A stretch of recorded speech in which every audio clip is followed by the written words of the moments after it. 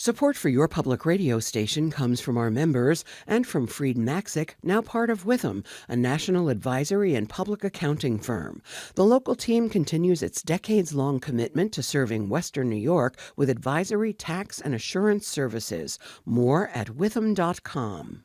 And One World Goods, a fair trade gift shop in Pittsford Plaza, offering handcrafted holiday ornaments sourced from around the world, from felted woodland creatures made by artisans in Nepal to beaded creations crafted by women in Ghana. More at oneworldgoods.org. From WXXI News, this is Connections. I'm Evan Dawson. Our connection this hour was made in 2013 when a Rochester group called for police to start wearing cameras on their bodies. United Christian Leadership Ministry was joining the voices at the time of people in a number of cities across the country who wanted to see body-worn cameras become routine for police. City Council and Rochester Police studied the issue, and by 2017 it was standard practice. Rochester Police have been wearing body-worn cameras for almost a decade now. Now, activists had pitched this as a way to occasionally catch police in the act if they use too much force or go outside their authority. But United Christian Leadership Ministry saw it a different way, even at the beginning. Yes, they said if police misbehave, they wanted to see it. They also said that body-worn cameras would be a benefit to the officers, who would have video evidence that their actions were justified. And UCLM points out that the vast majority of time, that's exactly what happens. Now UCLM and the Rochester Police Department have come together for a new collaboration. It's a project that, as far as we can tell, might be the first of its kind in the country. Earlier this month, they launched a new community dashboard aimed at providing transparency and more data to the public. UCLM believes it can strengthen police-community relations. So how does it work? We're here to talk about what they're doing. We'll talk about the dashboard.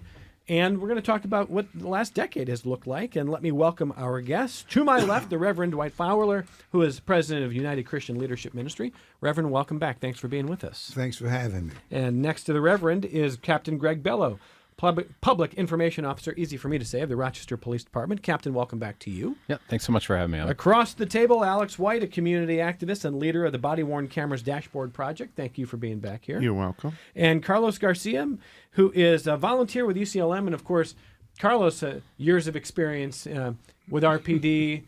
You look no different to me than when I was back as a young cub reporter in this town. Nice to see you. You're very kind. Thank you. You're doing something right. So this is a good chance to kind of set exactly what this is all about. And as the leader of the Body-Worn Cameras Dashboard Project, Alex, I'm going to give you the mic first because I want to understand what the mission here is, and then we're going to talk about how it works. Well, back in 2017, the city, the police department, and UCLM signed an MOU, a Memorandum of Understanding, creating a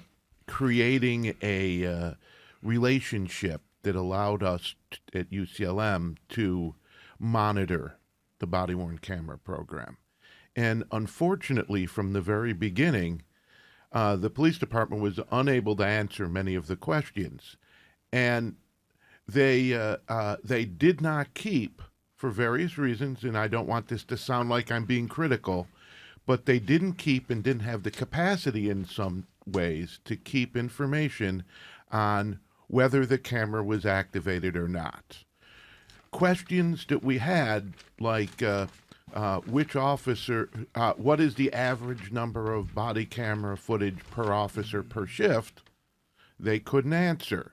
They couldn't answer questions about which officers are the best and which officers are the worst at activating their camera appropriately in mandatory recording situations. They left all management of the program up to the sergeants, and the sergeants weren't keeping records, nor were they having any guidance on a uniform way that they were supposed to proceed with this. And one of the things that I, in particular, and UCLM agrees with, is that if you don't have data, if you're not tracking something, you don't actually know what's happening. And you can't manage what you don't know. And so we had been pushing for a way to do this for, a number of years. And then in 2023, they got new cameras and a new footage management system. And all of a sudden, the possibility of doing some of the things we've been asking for became possible. And so I think it started in 2024. We started having meetings. We started trying to figure out how we could go about creating a database of information. And I want to say the original idea, and it's still basically my idea, is that the purpose of this is to help more successfully manage the officers so that the captains, the sergeants, and the chiefs can have a better understanding of what's going on and who's performing well and who is not performing well with turning on the cameras. Okay. Captain Bello, do you think that that's a fair description of what was going on?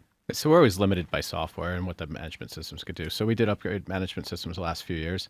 And so as part of that, body-worn cameras are 8 years now, give or take. Yeah. And so it's always going to be an evolving process. So we've switched cameras a couple times now. We've got a newer camera that we've been using. And so like any other new technology, it's always going to grow. And the way you're able to implement and utilize the technology, it's going to continue to grow. And that's what we're always looking to do. And that's what this project has helped us do as well. Okay. And so we're in a moment, we're going to talk about how the public can benefit and what everyone, I think, hopes will come out of this. But Alex, you were making the point at the start here. You didn't raise the points that you're making as a way of kind of painting a nefarious picture. It was more just observing what you thought could get better. Is that right? Well, if it's funny, at the beginning there was virtually no question I could think of that seemed relevant about the program that their current data management systems allowed them to answer, and that struck me as a huge problem. And the idea of spending all this money and all this manpower on a program that you can't successfully manage always struck me as a huge problem. And the fact that the new systems that they have put in place have successfully allowed them to do things I've been asking for years, I actually think is a very important step in this whole process. Did you ever get the sense that RPD didn't want to be able to collect better data? No. Yeah, I think that's important. In fact, all along, the department was willing to do what they could. I mean, I had meetings with the professional standards section over use of force, because there was one situation where someone sat down and looked at every use of force and looked at every body camera on it. Mm-hmm. And so that was the one place in the department that I could actually get some of the questions I had answered. And I want to say they were very upfront. They sat me down with them. We created things that I wanted. We came up with information out of it, and they started tracking it. I never was under the impression that the department didn't want this. Okay, that's fair, Captain. Yeah, so we're always looking to be as transparent as we can and share as much information as we can. The issue that pops up is not every variable that you deal with in life or in police work is trackable. And so, or is currently being tracked. And so we always we try to go along with national standards of what we're tracking, what crimes we're tracking, what different, metrics that we're tracking. And we come out with annual reports, whether it be through professional standards section, our internal affairs, whether it be through the department as an overall. We're always coming out with those reports, but certainly not every single thing is trackable. And certainly we work towards tracking as much as we can to have that accountability towards the community and the community-driven categories that we're looking for. Carlos, you've been on kind of both sides of this. How do you see this? Well, it's interesting to me because when we first started, we were looking for information, basically. Is this happening? Is what we intended to happen happening? And it quickly became an issue, an organizational management issue. The captain is absolutely right. The technology wasn't as sophisticated as it is now. at the time.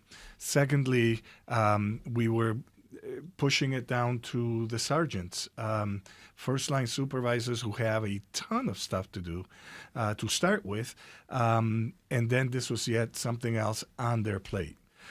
So from an organizational management issue, we were looking at it from a very, different point of view in terms of giving those first-line supervisors entirely too much to do with little technology to be able to do it with.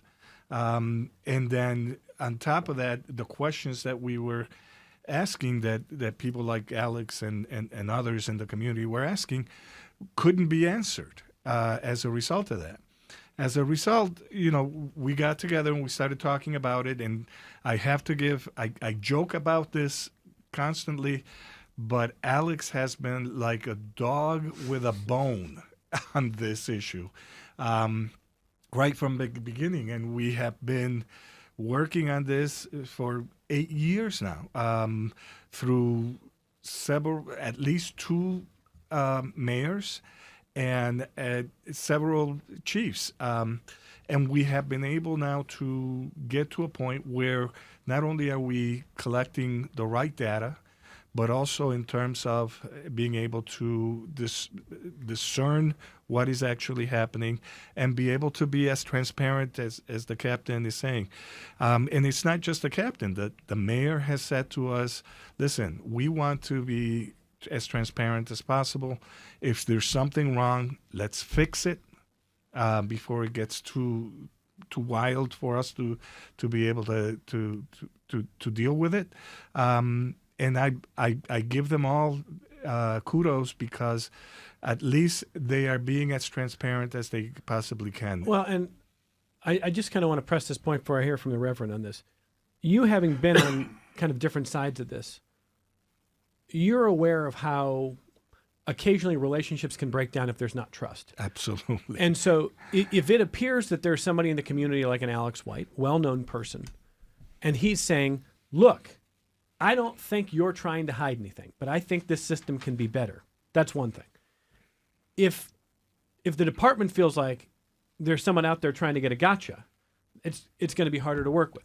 How did you see the constructive or not constructive? It sounds like you thought it was a very constructive relationship, even though it has potential to get a little fraught. Absolutely. When I was in the police department, in the captain's role, I used to get calls from Reverend Lewis Stewart, who was our mentor, so to speak, literally on a weekly basis. Sometimes they were very cordial calls, and other times it was to yell at me for things that we didn't do He or let you didn't know. do. Yeah. God rest his soul. A wonderful man. I give him a lot of credit for not only organizing us, but also encouraging us to do this type of work.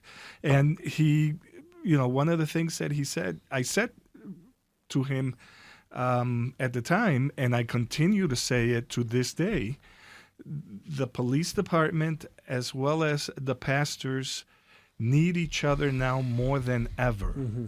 Okay? And I think the captain will agree with me. We are but one bad 911 call from being that goes wrong from being on the news and the national news tomorrow morning. So it behooves us to create those type of relationships, to be able to talk to each other frankly, concisely, and with clarity in terms of what we expect as a community and what can they do in terms to give us the service that we expect. And quite honestly, I think that this particular administration, Chief Smith has been very accommodating, very open. Anytime that anything goes wrong, and I think Dr. Fowler will talk about this, he gives us a call ahead of time to let us know, hey, this happened, and I want you to come and take a look at the video, etc.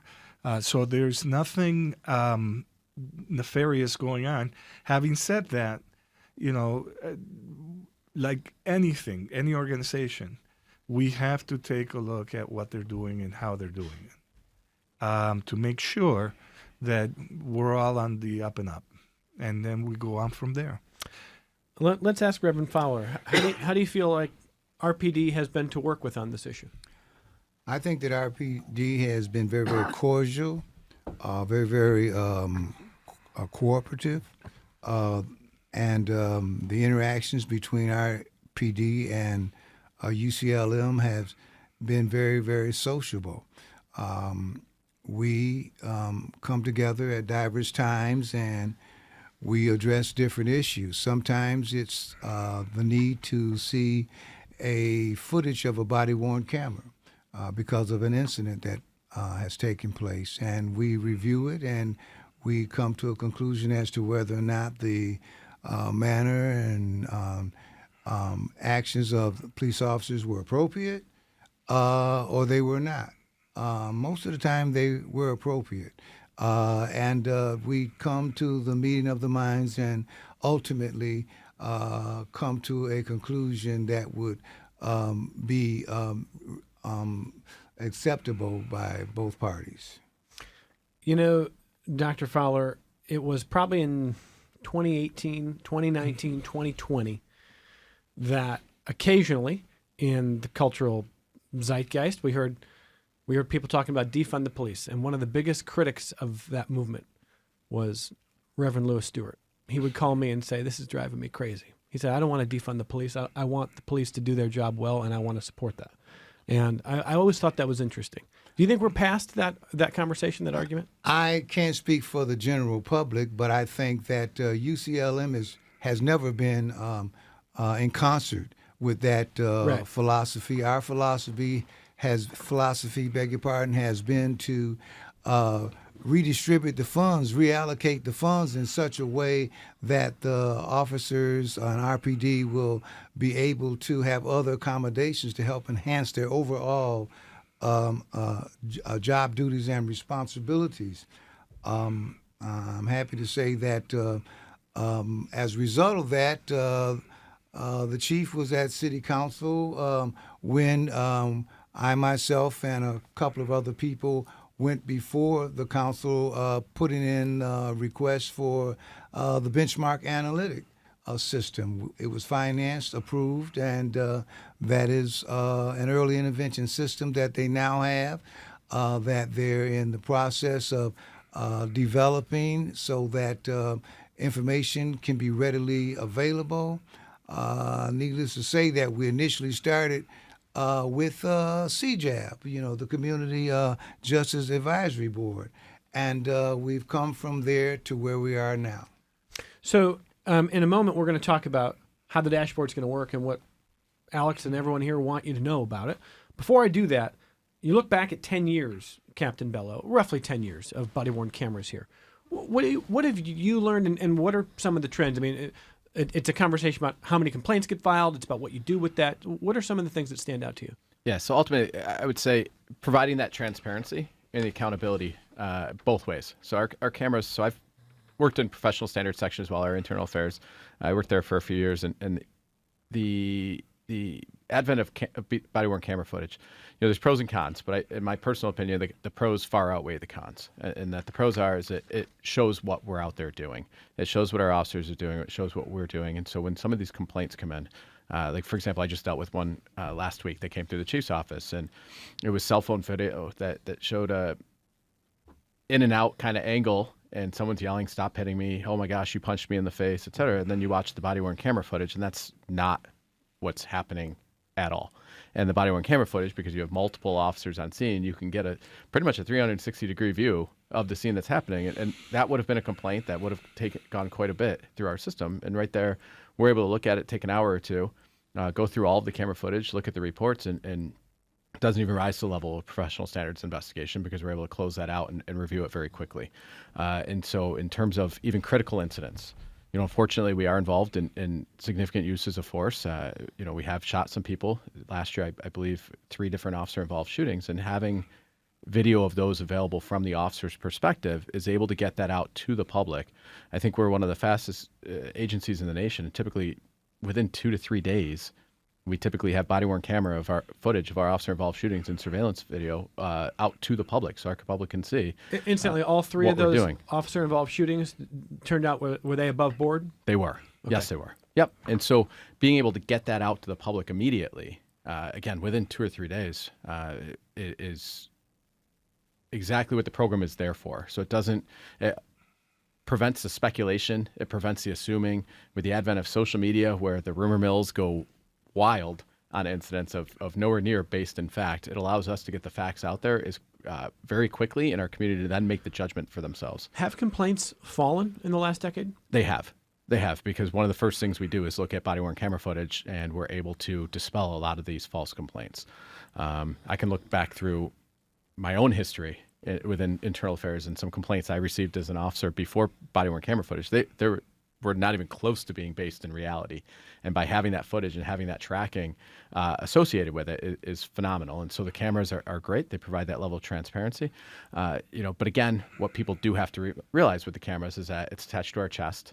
It does not see what your eyes see. It does not smell what you smell. It does not hear what you hear, right? It's a camera attached to your chest. I can sit here and look all across the room without my chest moving and see everything around me. While at the same time, I'm looking at your chest right now. I'm looking at right. I mean, so it's not, they're not the end all be all. It's not a drone hovering overhead. It's not, attached to my eyes to have all of my senses to go along with it. But it's valuable. It is super valuable, but it's not necessarily 100%. Okay. And that's what I think. I know Alex wants to jump in, so just a couple other points with Captain Bello on this. I think listeners may be wondering what is the circumstance in which it should be turned on. And I remember when there was conversation back in 2014 about, is this going to happen? How much it's going to cost? And one of the questions, so one of the things the public said a number of times back then is people said, well, that should just be on all the time. But that's a lot of video footage from a lot of officers, and how do you review it? Can you keep it? And so can you take us through that determination of when does it come on? Yeah, absolutely. So we have different categories that we fall under, through optional recording, through all the way up to mandatory recording, right? Okay. Situation dependent. And so we have our mandatory recording fields, and those are where, like any policy, we go through a complete review of that policy when we create it. We work with our community partners, such as UCLM, when developing policies. We go through national standards, whether it be through PERF, whether it be through the Chiefs Association. And then we also talk to agencies around us, and we all come together and we discuss what's best for our community. So if you look even within the Rochester area, our policies at times differ from outside agencies. We have different policies at times in the sheriff's office or the state police or Greece or Irondequoit, because what we feel is best for our community in the city. But we look at all of those different standards. We talk to our community partners, and we come up with those policies.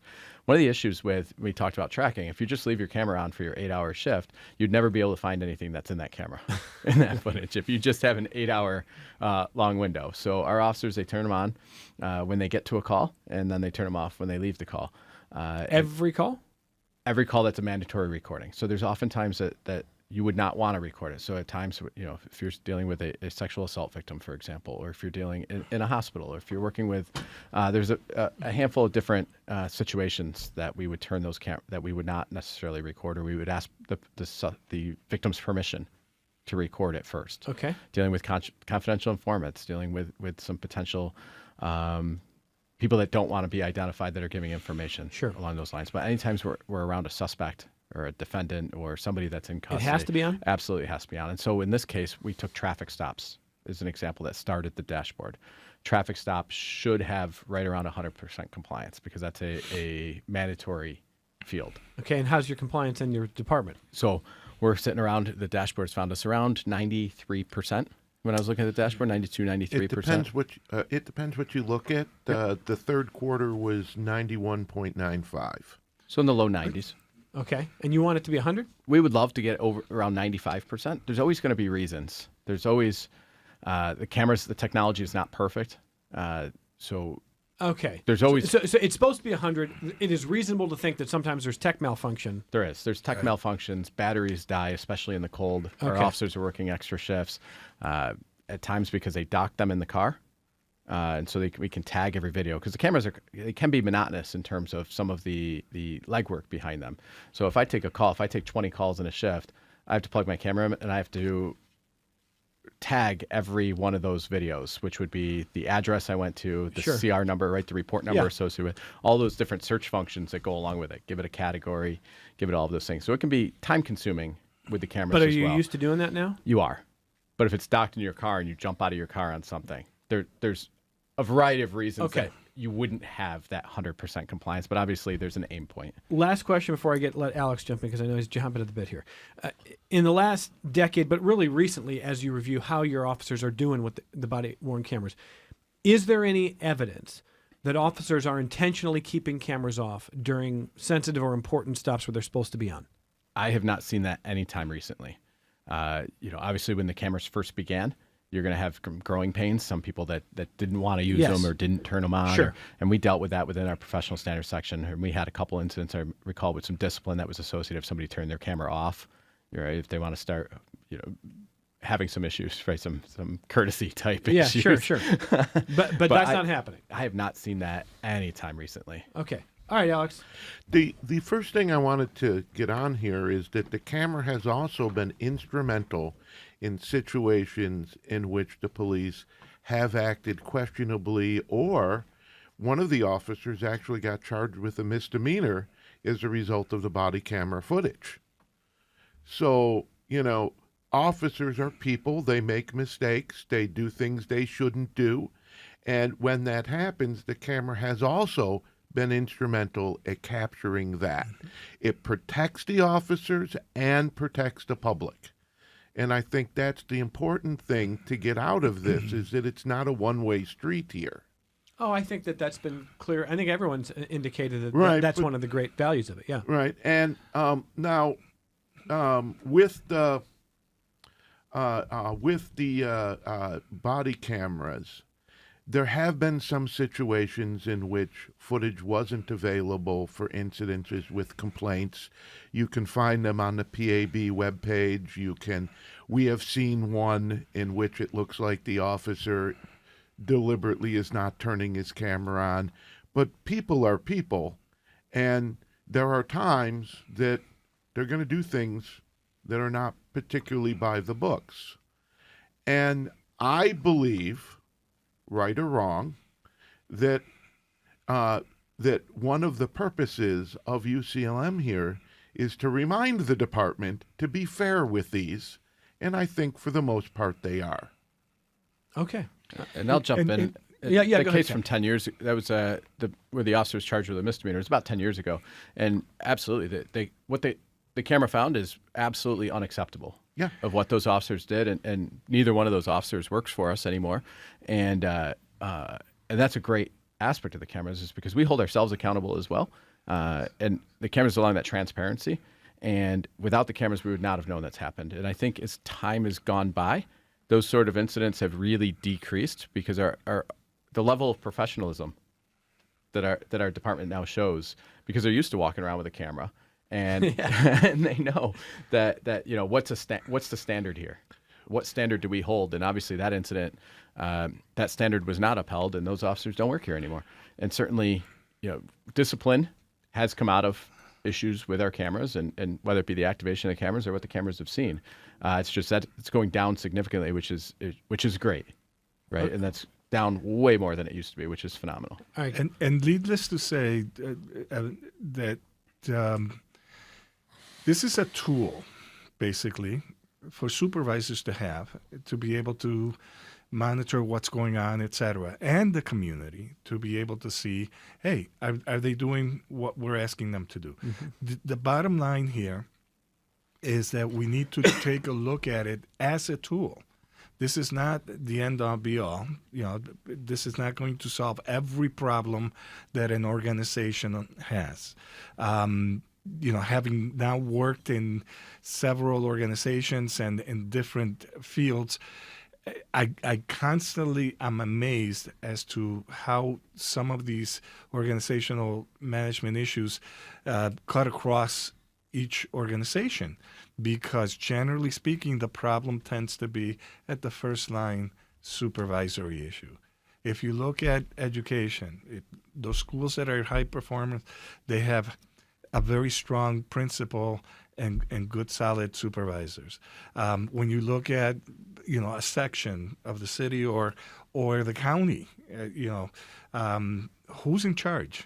Who's doing what, et cetera. So it always comes back to that person in charge. It's a human issue, not a camera issue. It's a human issue that needs to be addressed. Having said all of that, the camera system and now the dashboard is yet another tool. The dashboard will add to that tool in terms of being able to not only counsel, but train those officers to do the right thing and to make sure that they're doing what the department expects of them. Okay. And let me also say, in conjunction with what has already been said, I fully and wholeheartedly concur with Carlos Garcia.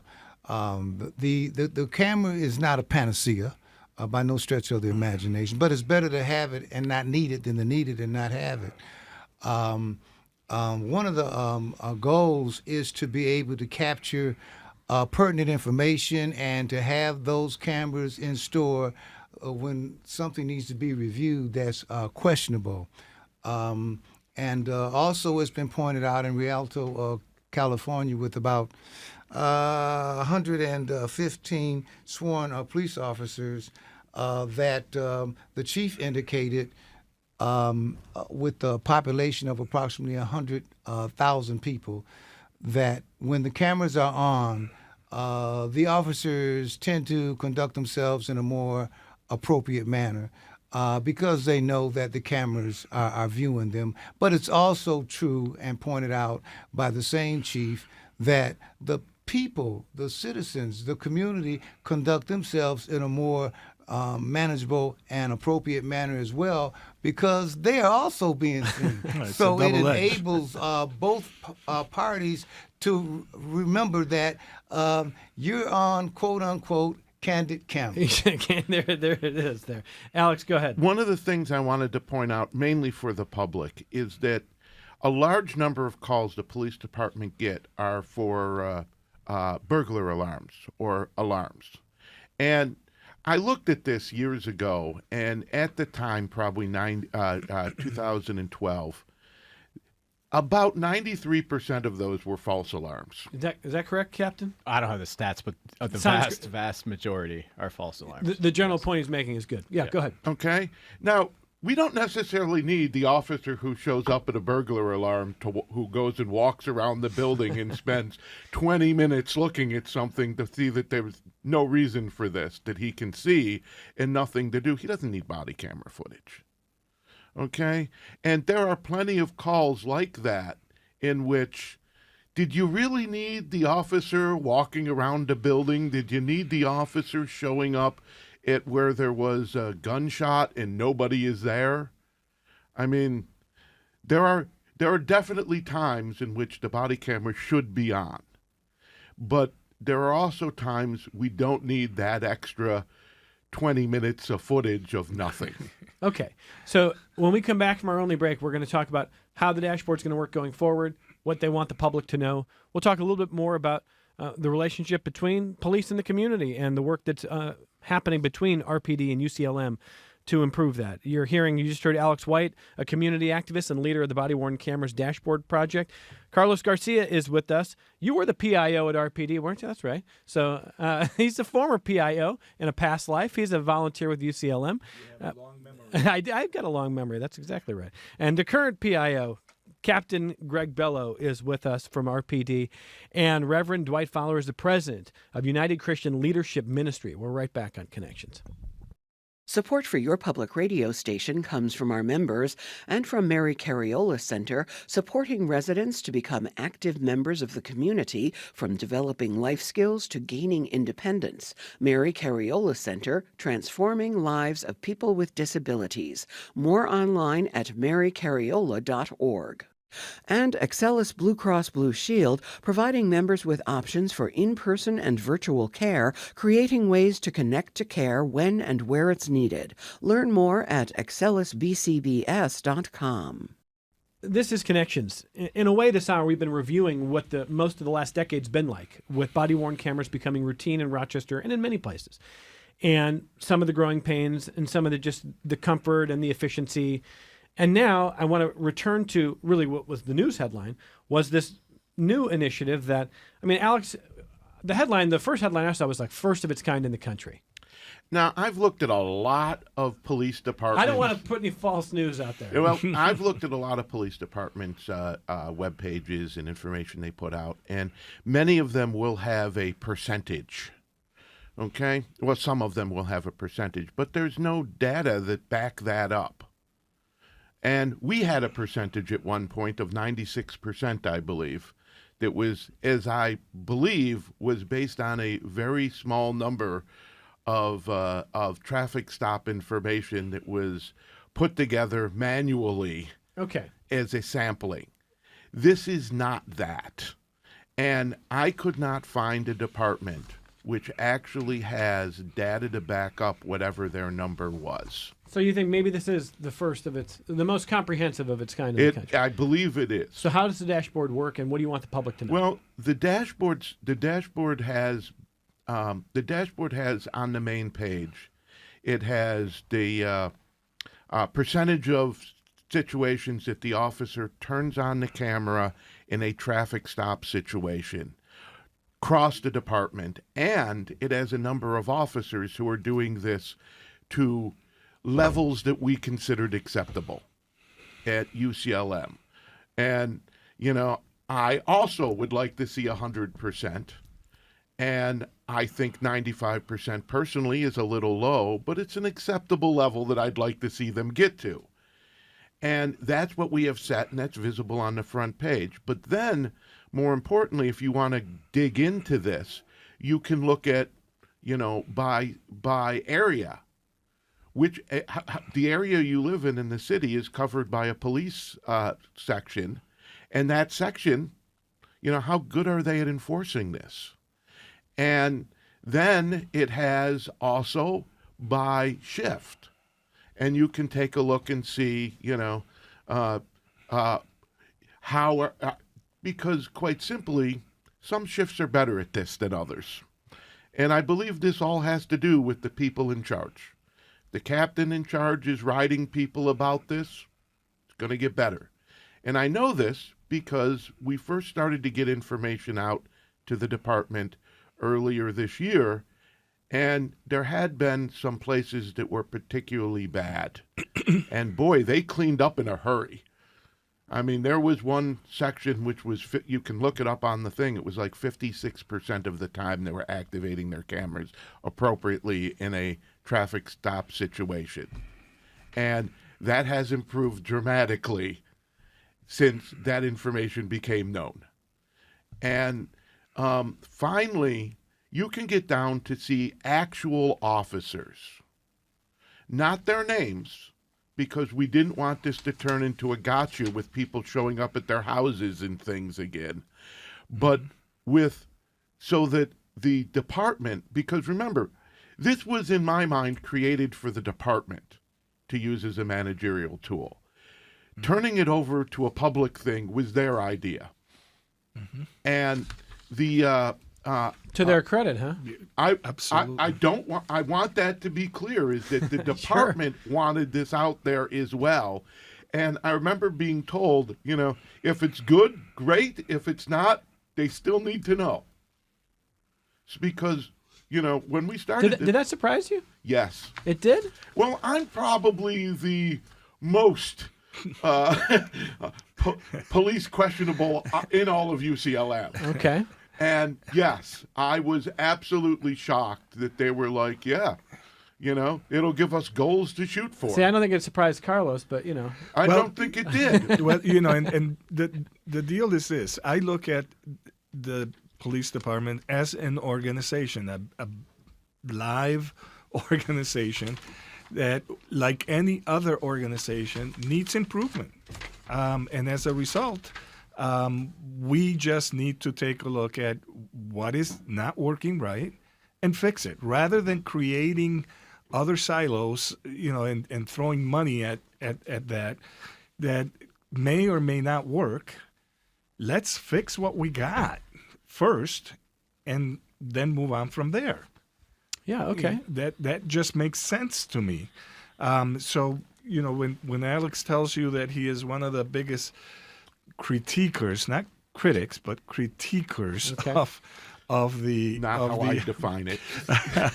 of the department, I can attest to that because we've had long discussions on what we can expect and what we can't. What is logically something that the community can expect, and they're not going to be perfect. That's the bottom line. They're not. No organization is perfect. Sure. Yeah, go ahead. I think one of the things that's coming out of all this with body-worn cameras that we're remiss on is we're talking a lot about the negativity associated with some of our officers, and absolutely accountability is huge. But the other side of it is what our cameras are showing is the incredible professionalism that our officers are out there on a day-to-day basis. If you pull up the vast majority of those cameras, I mean, you take gun arrests, for example. We're at over 500. We're around 500 gun arrests so far this year. Every one of those is our officers taking a risk to go get an illegal gun off somebody, and being able for our community to see what our police officers are actually out doing. It's one thing to read on the nightly news a press release of we put a tourniquet on somebody that was dying and saved somebody that was dying, which our officers do on a routine basis, tourniquets, to actually be able to see it. And for our community to be able to see what our officers are out there doing and see when it's not just us saying somebody pulled a gun on us, we can show you a video in HD of somebody pulling a gun on us. And that's what's happening with our officers. So it's getting that other side out there that our officers, when we do a positive, it's not just a blip on the radar. The vast, vast, vast majority of what we're doing are positives. And it allows our community to go out there and see that and also see all sides of a story when some of those complaints come in and some of the reality versus perception, right? And those cameras get a lot of the reality of situations versus the perception. Well, because like you were mentioning, a speeding ticket, oftentimes people, that's when they're working with the police department, they're typically in the worst moments of their life. They're in a very bad spot, emotionally, oftentimes physically, and the perception of issues is not always the reality because of the mindset that they're in. And so having that camera to help protect our officers and show the compassion that our officers show, the dedication that our officers show to making our community a safer place, I mean, it's there's a huge positive on that aspect of things as well. It's a normal thing for people to perform better at their job when they know they're being watched, when they know. I would guess that's probably true in all jobs. True. And when they know that something is being recorded, that they know that something's being monitored, because I believe in many cases, the officers may see body cameras as, it's nice to turn it on, but there's no big issue if I don't. And what my hope was with this is that if the officers knew that the management could tell whether they were turning the cameras on appropriately, they would try harder to do that. And so in my mind, this was an effort without punishment. This was an effort to increase the successfulness of the program, the body-worn camera program. And, my hope has always been that when this was finished, and it is now, that the chiefs would say, hey, last quarter in the Goodman section, you had a 2-point decline in body camera application. And they'll say this to the captains, I want you to make sure that doesn't happen again. And then they go to the captains go to the sergeants, and the sergeants go to the regular officers, and we end up with improvement. Okay, is that realistic? Absolutely. So we have this is one of several public-facing dashboards, whether it be our open data portal, whether it be this, whether it be Measures for Justice, our partnership with a lot of community-driven categories in that dashboard as well.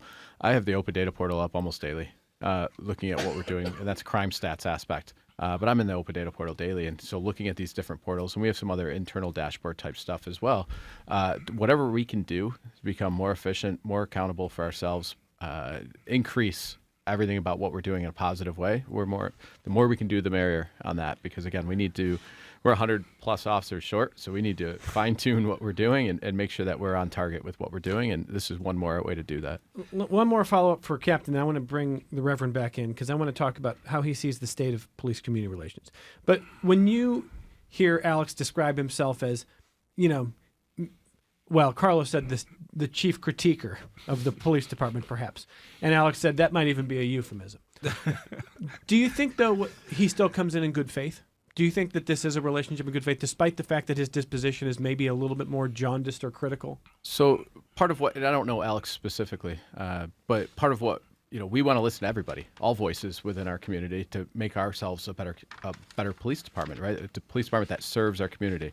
So whether that be the detractors or those that have their critiques, however you want to refer to it, and those that want to be our cheerleaders and talk about how we're the best agency out there, which we are. But at the same time, right, you have to look at every viewpoint and every feedback that we get from our community to fine-tune those. But there've got to be people in this community. And look, I'll just talk about this program. There are a lot of people who critique the work that we do on Connections, and there's a lot of people who've made us better by doing that. 100%. And I am grateful for that, because even the people who are really, really tough on me, sometimes I got to hear it. Mm-hmm. And then there's a small category, I would say, of like, you are never going to be pleased and you think that I just couldn't be worse, and I don't know that there's a productive conversation. I'll listen, but I don't know that it's in good faith. It's not the majority. The majority of the critique that a lot of people get in a lot of jobs, especially true for me, is great. It's helpful. But it doesn't sound like you think Alex is in that small category of like, well, I can't work with this guy. So UCLM's about a partner for us for, before I've worked here. And that's almost 20 years. 20 years. Yeah. Right? So that is true. UCLM is a very, very welcomed community partner. And that's, as a representative for a significant portion of our city, we would be remiss not to listen, engage, and work with groups like UCLM and others, and there's a variety of groups out there. We serve the people of our community. We don't serve ourselves. We serve the people of our community, and we all work together to make our community a safer place, and we recognize that we don't have the only viewpoint on doing that, and we would be failing if we weren't listening to all the viewpoints to improve ourselves. Well, I got to ask Reverend, I want to bring the president of UCLM back in here, because a lot of this is about police community relations and trust. How would you say the overall state of police community relations is right now? On a scale of 1 to 10, I would say somewhere between 6.5 and 7. Okay. And I think that that is something that has escalated due to the body-worn cameras. It's improved. Yes, it has has escalated from where it was to where it is. The enhancement is real. UCLM has literally been specific, and as a result, we have gotten this kind of turnout. But needless to say, one of our ultimate goals is to have guardians as opposed to warriors on the streets, so that people will feel that they are protected. That is not to say that they don't feel that they are protected now, but rather so that they will have an enhancement of that feeling, and so that ultimately speaking from a literal perspective, there will be an enhanced amount of trust between the community and law enforcement. That's really interesting. So guardian versus warrior mentality, is that something that's talked about at RPD? Yeah, absolutely. And it takes a fine mix of both, because unfortunately there are bad actors out there that are driven on hurting us, hurting the community, and causing harm, and we have to be prepared to respond to those, while at the same time also recognizing that that's not the majority of the calls and situations we're dealing with. And so you have to strike a balance between the two, and that's what we're always continuing to strive. Reverend, what else do you want the community to understand before we wrap this hour here on body-worn cameras? I certainly want the community to understand that UCLM is on the JOB, and that we are, from a vision perspective, in pursuit of the beloved community as drum majors for justice.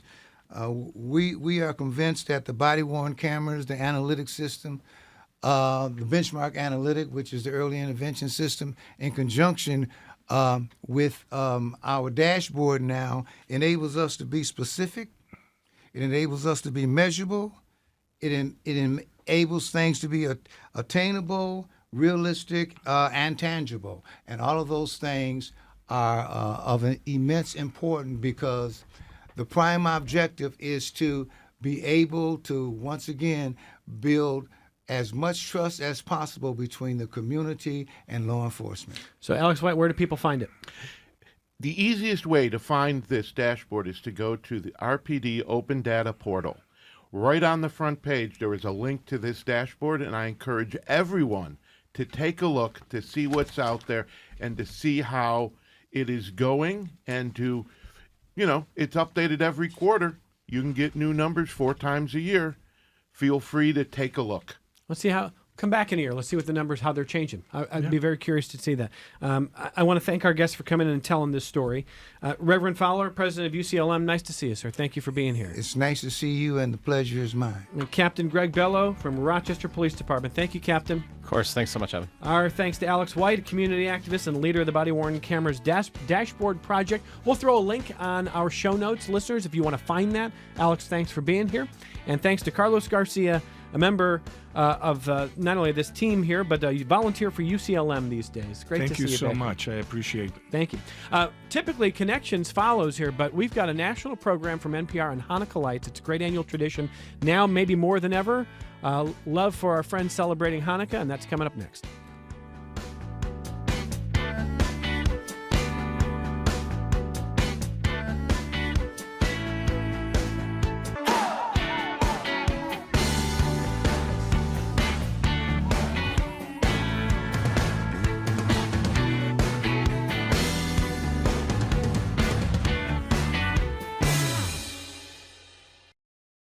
This program is a production of WXXI Public Radio. The views expressed do not necessarily represent those of this station, its staff, management, or underwriters. The broadcast is meant for the private use of our audience. Any rebroadcast or use in another medium without expressed written consent of WXXI is strictly prohibited. Connections with Evan Dawson is available as a podcast. Just click on the Connections link at WXXInews.org.